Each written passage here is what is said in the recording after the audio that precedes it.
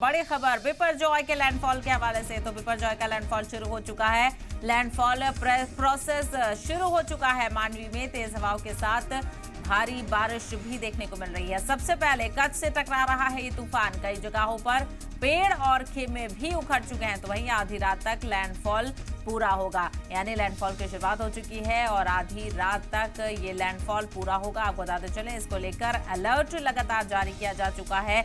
आज तमाम टीमों को लगाया गया है। तो वहीं कई लाख लोगों को महफूज मकाम पर भी पहुंचाया गया है। तो कच्छ में ये तस्वीरें आपको दिखा रहे हैं। लगातार बिपरजॉय तूफान को लेकर पल पल की अपडेट आप तक पहुंचा रहे हैं। तमाम नुमाइंदे हमारे अलग अलग जगह पर मौजूद हैं, जहां से बराह रास्त तस्वीरें हमारे पास सामने आ रही हैं। तो लैंडफॉल शुरू हो चुका है और लगातार अपडेट आप तक पहुंचाते रहेंगे।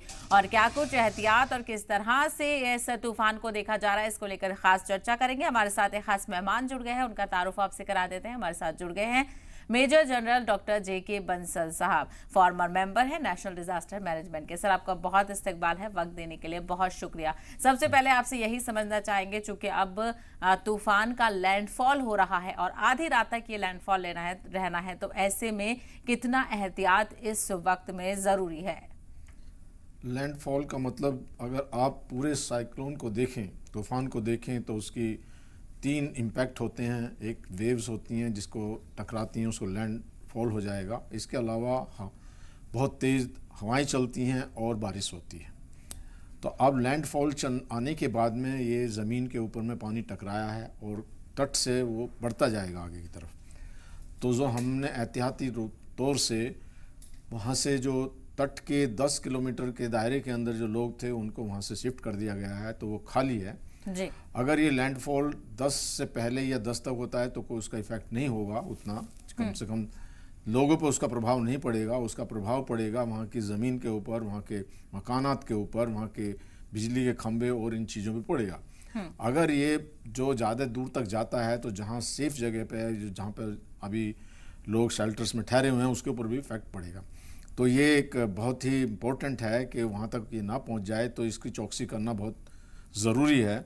और वो भी खास करके रात के समय में जबकि लोग सोए होते हैं। तो ये एक बड़ा चौकसी का मतलब है कि आगे कहीं बहुत दूर तक पानी तो नहीं जा रहा और पानी इतना ऊंचा हो जाए कि जहां लोग ठहरे हुए हैं उसमें भी डूब जाएं या उसको काफ़ी पानी हो जाए। तो इन चीज़ों को देखते हुए एहतियातन वहाँ से भी फिर दूर जाना पड़ेगा। तो उसके लिए तैयारियाँ की गई हैं, उसके लिए बोट्स हैं, एनडीआरएफ की टीम है, एसडीआरएफ की टीम है, कोस्टल गार्ड है, आर्मी है, नेवी है, एयरफोर्स है, हेलीकॉप्टर हैं, सब चीज़ें तैयार हैं जी।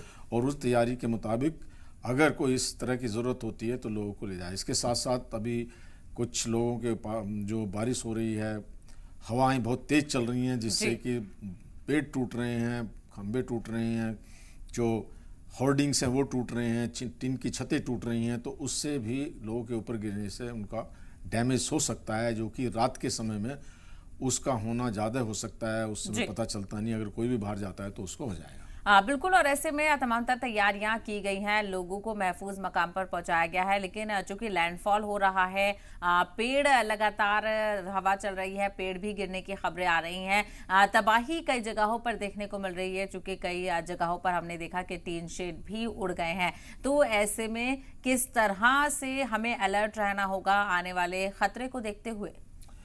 अलर्ट सबसे बड़ी बात यह है कि अभी जो इफेक्टेड एरिया था 10 किलोमीटर, वहाँ से आके वो शेल्टर में रह रहे हैं, या कुछ सिटी गांव ऐसे हैं जो उसकी जद में नहीं है लैंडफॉल की, लेकिन बारिश और हवा की जद में है। तो वहाँ पर लोगों को सावधान यही रहना है कि वो बाहर ना निकले बिला वजह, उनको अंदर ही रहना है। अगर वो बाहर निकलेंगे इस तरह की जो परेशानी हो सकती है। इस समय ये पॉसिबल नहीं है कि जो टीन शेड वगैरह इनको रिमूव किया जा सके या खंभों को हटाया जा सके। लेकिन जो एक खबर मिली है वो ये है कि जो प्रशासन है उसने बिजली को डिस्कनेक्ट कर दिया है। क्यों? बिजली अगर चलती है, हवाएं चलती हैं, तार आपस में टकराएंगे, उससे स्पार्किंग होगा और तार टूट के नीचे गिर सकते हैं, जिससे कि किसी को छूने के बाद करंट भी लग सकती है। तो ये बहुत अच्छा कदम उन्होंने उठाया है। और जहाँ तक बिजली की आपूर्ति करने के लिए जनरेटर्स का इंतजाम है, जिससे कि जनरेटर से बिजली सप्लाई की जाएगी।